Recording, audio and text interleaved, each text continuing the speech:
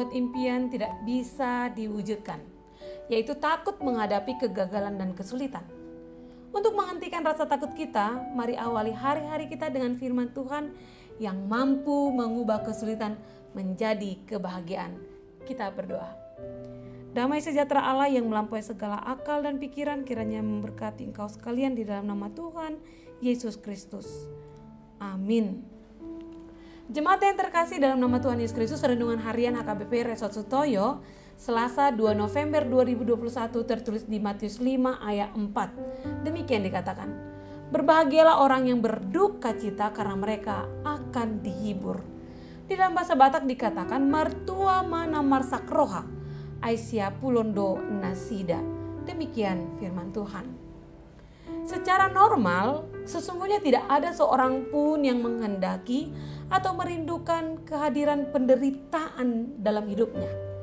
Semua orang akan berusaha untuk tidak menderita, karena penderitaan itu menyakitkan.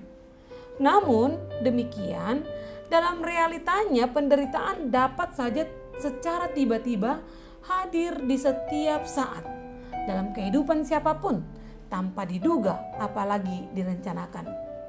Ia tidak mengenal waktu, tempat, latar belakang seseorang. Ia bisa hadir kapan saja dan di mana saja melalui berbagai peristiwa dan menghadirkan duka cita dalam hidup kita. Sehingga kita merasa kebahagiaan terasa sangat jauh. Renungan hari ini adalah merupakan sabda bahagia kedua dari 8 seri ucapan berbahagia yang dkhotbahkan Tuhan Yesus di bukit. Kata berduka cita dalam bahasa Yunani yang digunakan di sini adalah pentautes, yang artinya orang-orang yang sedang berduka dan bersedih hatinya secara mendalam. Ada nuansa berkabung dan nyeri batin yang sangat besar di dalamnya karena ketidakberdayaan menghadapi keadaan yang terjadi, seperti perlakuan tidak adil, ketidakbenaran, penyakit, atau kematian.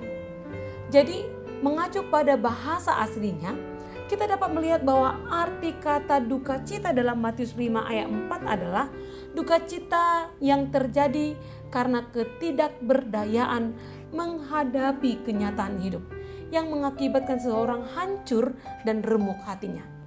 Duka cita yang mengakibatkan seseorang merasa tidak lagi memiliki daya sama sekali untuk dapat mengubah apa yang dihadapinya.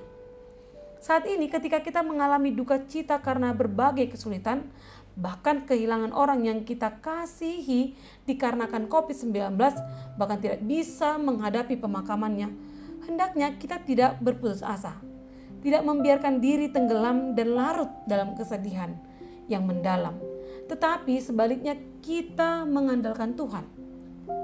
Sebab hanya dengan berharap kepada Tuhan maka kita akan mampu bangkit dan bertahan. Hanya dengan melihat dan merasa kehadiran Tuhan maka kita akan menang menghadapi pandemi COVID-19 dan segala akibat buruk yang ditimbulkannya. Bersama Tuhan yang bangkit, kita juga bangkit dan tidak akan kehilangan hakikat kebahagiaan kita. Tahukah Anda, kelelawar adalah jenis binatang yang memiliki mata faset, yaitu suatu kondisi di mana ia tidak dapat melihat jauh, apalagi pada malam hari. Uniknya, Tuhan menciptakan kelelawar justru untuk hidup dan mampu bertahan di tempat yang gelap dan terbang pada malam hari. Bisa dibayangkan jika kelelawar hanya berpikir bahwa sumber kekuatannya hanya tergantung pada penglihatan matanya. Ia tidak akan pernah mau terbang mencari makanannya karena takut menabrak benda-benda yang keras yang dapat melukainya atau malah membinasakannya.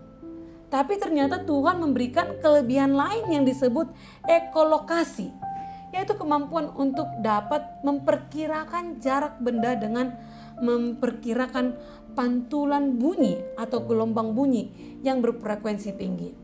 Dengan demikian, kelelawar dapat terbang dengan cepat tanpa takut menabrak berbagai benda. Hal ini menunjukkan bahwa Tuhan pasti selalu hadir melengkapi ciptaannya sesuai dengan yang ia butuhkan. Dan jika kelelawar pun dilengkapi oleh Tuhan, maka dia pun pasti memperlengkapi hidup kita selaku manusia. Saat kita membutuhkan penghiburan darinya, maka dia pun pasti memberikan. Tuhan pun tidak pernah keliru kalau Dia menempatkan kita di tengah berbagai persoalan penderitaan yang kita hadapi. Jangan bersedih, jangan berkecil hati. Banyak hal yang Tuhan sudah persiapkan untuk memperlengkapi dan menolong kita.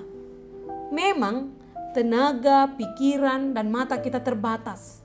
Tetapi percayalah bahwa Allah menyediakan segala hal yang melampaui keterbatasan kita. Hanya imanlah yang memungkinkan kita untuk bisa dan merasakan kehadirannya melalui Roh-Nya yang kudus, sehingga kita senantiasa terhibur. Terkadang duka cita harus kita rasakan.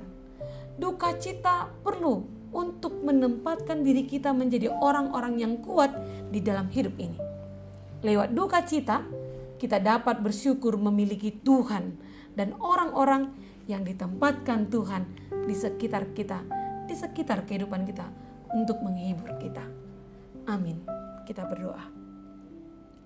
Terima kasih Tuhan untuk firman-Mu yang telah kami dengarkan hari ini. Engkau mengingatkan bahwa Engkau adalah Allah yang akan senantiasa memberi penghiburan bagi kami yang berduka.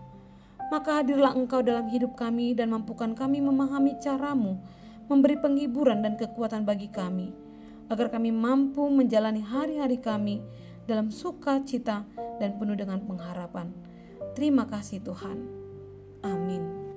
Jemaat yang terkasih dalam nama Tuhan, selamat menerima penghiburan dari Allah hari ini. Salam sehat, Tuhan Yesus memberkati.